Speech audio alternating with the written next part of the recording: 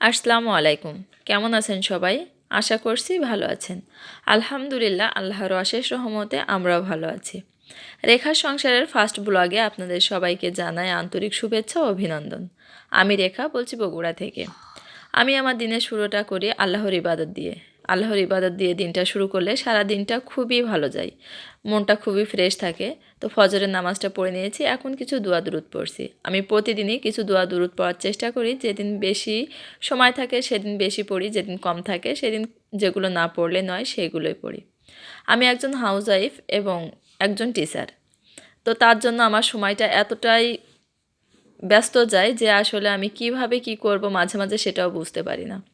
সামনে রমজান মাস, তার জন্য আগে থেকে কিছু প্রিপারেশন আমি নিয়ে নিয়েছি। যেমন যে কোরআনটা আমি তিলাওয়াত করব, এক খতম কোরআন আমি দিব রমজান মাসে। তার জন্য আগে থেকে প্রতিদিন 2-1 পেজ করে কোরআন পড়ার চেষ্টা করি। তার জন্য আমি পড়া শুরু করেছি। আপনারা আমার জন্য দোয়া করবেন যাতে আমি আমার এই নেক ইচ্ছাটা পূরণ করতে পারি। কোরআনটা তেলাওয়াত করে আমি আমার ব্যস্ত দিনটার সময় যেগুলো আছে সেগুলো শুরু করব। তো কোরআন তেলাওয়াত করে নিয়েছি। এখন কোরআন আর যে জায়নামাজ সেগুলো উঠিয়ে বাসি ঘরটা আমি ঝাড়ু দিয়ে নিচ্ছি। প্রতিদিনই কিন্তু আমি রাতের বেলায় ঝাড়ু দিই, তারপরে বাসি ঘরটা ঝাড়ু না দিয়ে আমি অন্য কোনো কাজ করি না। এটা আসলে বলতে পারেন আমার মন থেকে ভালো লাগা, না হলে আমার মনটা আসলে ভালো লাগে না। বাসি ঘরটা ঝাড়ু না দিয়ে অন্য কোনো কাজে আমি মন বসাতে পারি না। যাই হোক, রুমটা ঝাড়ু দিয়ে তারপরে আমি কিচেনে চলে এসেছি। একটা কথা আপনাদের সাথে শেয়ার করি। আমি 5 বছর ধরে বাইরে থাকি। আমার হাজব্যান্ডের চাকরির ওছিলায় আমি বাইরে থাকি। তো সেই সুবাদে বলি যে আমি 5 বছর বাইরে থাকার লাইফে আমি কখনো কোনো কিচেন পাইনি। তো কিচেনটা আসলে এত সুন্দর হবে 5 বছর পরে এটা কখনো ভাবতেই পারিনি। এখানে আমি রাতের বেলায় কিছু থালাবাটি পরিষ্কার করে রেখেছিলাম পানি ঝরিয়ে। এই কাপড়ের উপর আমি পানি ঝরাতে রেখেছিলাম। সম্পূর্ণ থালাবাটিগুলো গুছিয়ে নিচ্ছি আর এই কাপড়টা দিয়ে এই জায়গাটা পরিষ্কার করে নিচ্ছি। আর কেন পেলাম না সেটাও একদিন আপনাদের সাথে শেয়ার করব যে কিচেনটা আমি কেন পাইনি। তো তারপরে সেগুলো পরিষ্কার করে চুলাটা পরিষ্কার করে নিচ্ছি। দেখতে পাচ্ছেন আমি প্রতিদিন রাতের বেলায় পরিষ্কার করি। যেদিন সময় পাই না সেদিন ভোরবেলা উঠে পরিষ্কার করে তারপরে অন্যান্য কাজ শুরু করি। আমি যদিও অনেকটা ব্যস্ত মানুষ, তারপরেও চেষ্টা করি একটু পরিপাটি থাকার জন্য। জানি না, হয়তো বা সবার মতো পারি না, কিন্তু যতটুকু পারি চেষ্টা করি। 3 জনের সংসার আমার, একটা ছেলে, তার বাবা আর আমি। তো আমি টুকটাক করে গুছিয়ে নিয়েছি, যতটুকু আমার যেমন আছে তেমনটাই দিয়ে আমি গুছিয়ে নিয়েছি। এখন একটু বাইরের লুকটা দেখিয়ে দিই যে কিচেনটা গুছানোর পরে ঠিক আমি এভাবে গুছিয়ে রেখেছি। ঠিক এভাবে সবগুলো গুছিয়ে তারপরে আমি এখন কি করব বুঝতে পারছিলাম না। যেহেতু রাইস কুকারে ভাত দিয়ে দিয়েছি, অন্য কিছু করা লাগবে না, জাস্ট ভাত, আলু ভর্তা আর ডিম ভাজি হলে আমাদের হয়ে যাবে সকালে। তারপরে দুপুরে আবারও রান্না করতে হবে। তো এখানে আমি কিছু খাতা নিয়ে এসেছি স্কুল থেকে। আমি একজন স্কুল টিচার, তো সেই স্কুলের খাতা নিয়ে এসেছি। এখানে গতদিন ওদের পরীক্ষা হয়েছে, তো আজকে ভাবছি খাতাটা জমা দিয়ে দেবো। আমি যেদিন খাতা নিয়ে আসি পরের দিন জমা দিয়ে দিই। তো রাতের বেলায় দেখার সময় পাই না, আমার ছেলেটাকে একটু পড়াতে হয়। তো এখন যেহেতু ও ঘুমাচ্ছে আমি খাতাগুলো দেখে নিব। আর এখানে একটা খাতা আছে, যে খাতাটা আসলে আপনাদের সাথে না শেয়ার করলে আমার ভালো লাগছে না। একটা বাচ্চা আছে, ও পেলেতে পড়ে। বয়সটা কিন্তু পেলেতে পড়ার মতো না।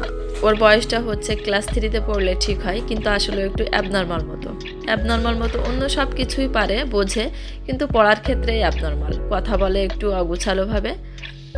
তো যাই হোক, তারপরে আমি প্রথম যখন খাতা দেখা শুরু করেছিলাম বা ক্লাস নেওয়া শুরু করেছিলাম, ওর কথা কিছুই বুঝতে পারতাম না।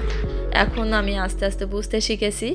এক কথায় যে ওর মতো করে নিজেকে গুছিয়ে নিচ্ছি, যে যাতে ওর কথাটা আমি কিছু বুঝতে পারি আর ওর লেখাগুলো কিছুটা বুঝতে পারেন। কারণ ম্যাক্সিমাম খাতায় কিন্তু আমি দেখি ওই ক্লাসের, এই জন্য আমাকে একটু বুঝে নিতে হয়।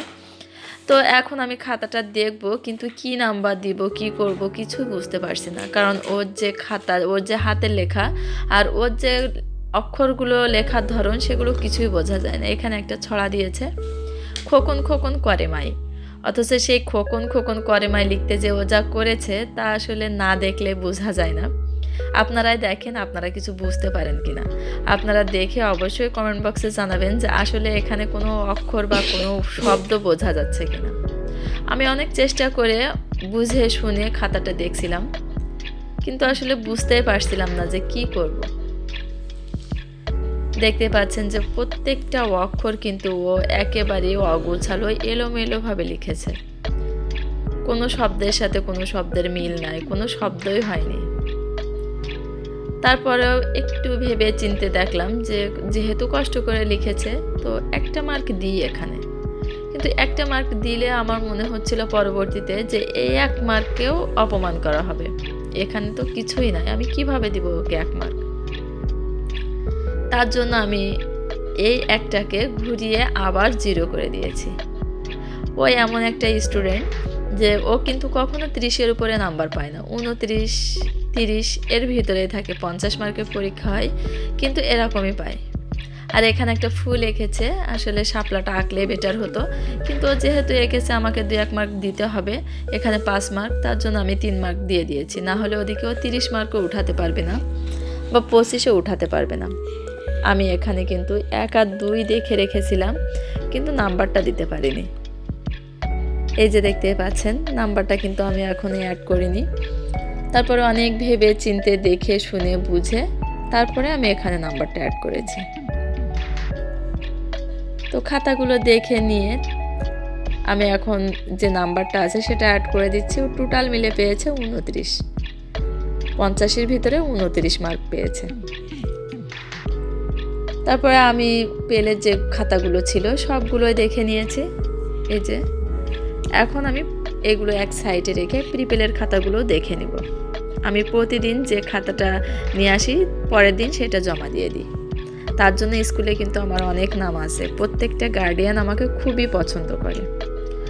আর আমি আপনাদের থাম্বনেলে বলেছি যে আমি প্রতিদিন সকালে কি দোয়া পড়ি এটা আপনাদেরকে জানাবো। তো আমি শুধু সকালে না, ফজরে আর মাগরিবের নামাজে আমি যে দোয়াগুলো কম্পালসারি মানে মাস্ট বি পড়ি সেগুলো আপনাদের সাথে শেয়ার করছি।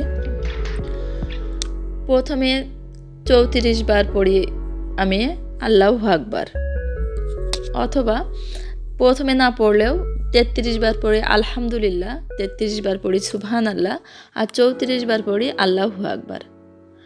আর তারপরে পড়ি আল্লাহুম্মা আজিরনি মিনান্নার, এটা পড়ি আমি 7 বার। আল্লাহুম্মা ইন্নী আসআলুকা রিদাকা ওয়াল জান্নাতা বিগাইরি হিসাব, এটা পড়ি আমি 8 বার।